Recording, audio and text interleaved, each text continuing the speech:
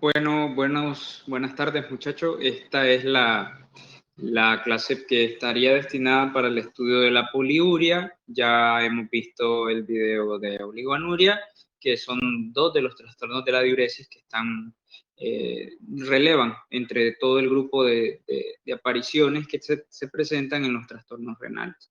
¿Qué es la poliuria? La poliuria es básicamente el estado en el que el aumento de la frecuencia de la micción y la cantidad de orina es muchísimo mayor. O sea que en la poliuria nosotros tenemos un aumento de la filtración, podríamos decirlo, o por lo menos eso es lo que se piensa, y un aumento en las cantidades de orina. Pero realmente la realidad de la poliuria no es que hay mayor filtración, o sea que no necesariamente un estado de poliuria se da por un aumento en la filtración, sino que muchas veces tiene que ver con el balance de la osmolalidad y el estado de la redistribución de solutos que hace que obviamente se presenten a un aumento en las cantidades de orina. Como ustedes saben, la regla de osmolalidad dicta de que el agua siempre va a correr hacia donde hay mayor cantidad de soluto, y eso es justamente lo que hace que se presenten en muchas ocasiones los estados de poliuria. Entonces, ¿qué son las poliurias? Primero que nada, el estado de poliuria, les decía, es el aumento de las cantidades de orina, que esto no necesariamente quiere decir que sea una orina correcta, o por lo menos que haya pasado los procesos adecuados de estenuria. Ahí vamos a ver que pueden salir orina hipoestenúricas, o sea, es decir, que están muy diluidas porque no están altamente concentradas en soluto, o bien pueden haber orina hiperestenúricas que están altamente concentradas en solutos que no necesariamente se dan solo por procesos de deshidratación.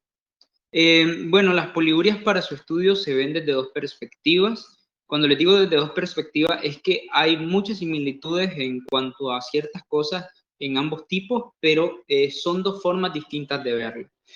Por ejemplo, las poliurias acuosas y las poliurias osmóticas sería la clasificación que nosotros vamos a utilizar para estudiar el estado de poliuria. El estado de poliuria acuosa también es conocida como poliuria hipotónica. Como su nombre lo dice, acuosa, este se da porque hay una disminución en la reabsorción facultativa de agua. O sea que aquí hay todos los mecanismos fisiopatogénicos que afectan la reabsorción del agua, pueden ocasionar que haya una poliuria acuosa, en cuyo caso se aumenta la cantidad de orina porque el agua que está saliendo a través de la filtración no puede ser reabsorbida en los túbulos contorneados. Entonces, obviamente se aumenta las cantidades de orina y esto representa un riesgo porque ocasionaría una descompensación posterior a la enfermedad a la que se padece. Normalmente los mecanismos fisiopatogénicos que ligan a la poliuria acuosa están estrechamente vinculados con la ADH, que es la hormona antidiurética, y también tenemos un trastorno que es de hiperosmolalidad, cuando el intersticio renal pierde, el intersticio de la médula, pierde esa hiperosmolalidad, y al perder la hiperosmolalidad, obviamente los líquidos se vierten hacia el exterior de los túbulos contorneados o fuera de los intersticios, y eso hace pues que las células pierdan agua en grandes cantidades, ¿verdad? Y se presente el estado de poliuria. Esta es una de las maneras de pensar en poliuria acuosa, que esta sería por un trastorno de la ADH, que obviamente si no se libera la hormona antidiurética, esto va a ocasionar que la diuresis no sea controlada, y como la hormona antidiurética es básicamente la que hace la reabsorción de agua, si no se está secretando, no se va a reabsorber el agua y las cantidades de orina pues se van a acrecentar muchísimo.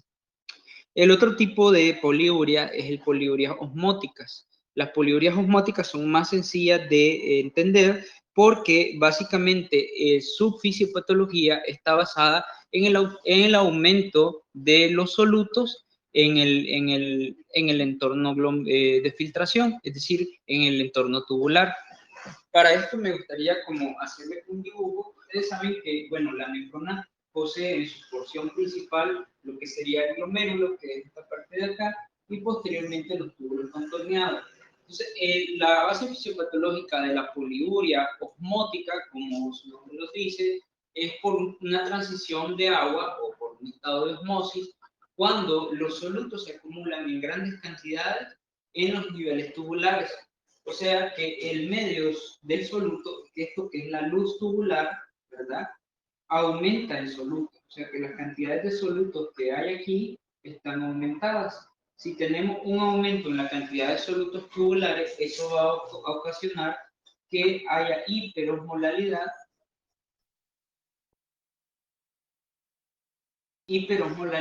del lumen o hiperosmolalidad lumínica. Y si tenemos un estado de hiperosmolalidad, eso va a hacer que todas las células tubulares viertan sus aguas hacia el interior de los solutos.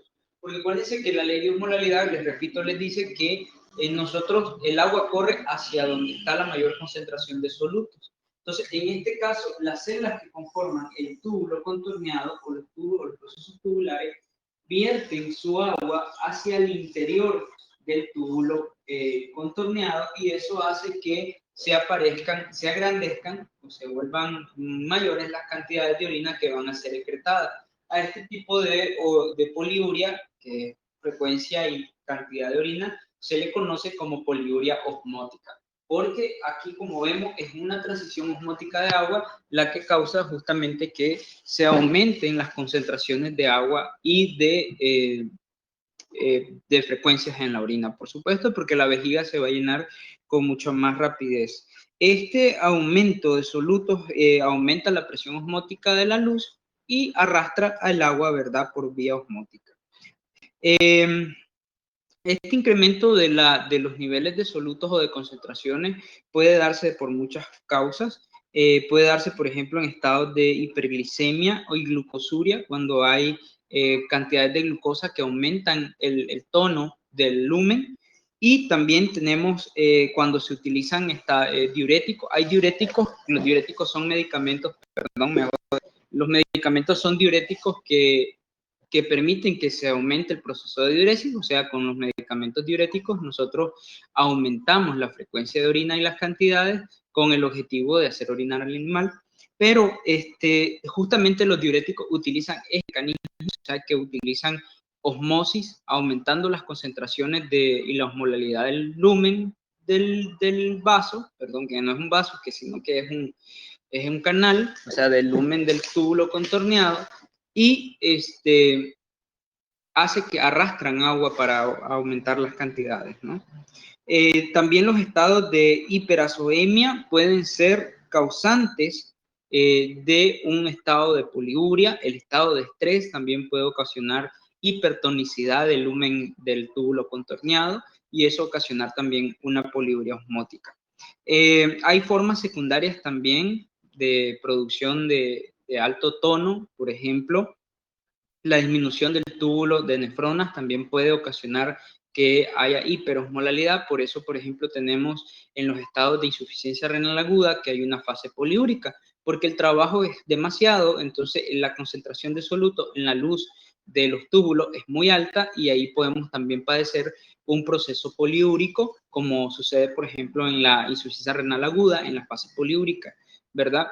Porque se están arrastrando demasiados elementos hacia el interior del túbulo y eso hace que la tonicidad del túbulo se aumente y arrastre cantidades de agua, ¿no?, para formación de orina hipoestenúrica, que en este caso sería de muy baja densidad porque hay muchísima agua y hay poquitos solutos. Esto, por supuesto, puede llevar, todo estado de poliuria puede arrastrar a un estado de deshidratación y esto repercute bastante, de forma bastante marcada en la regulación de la osmosis.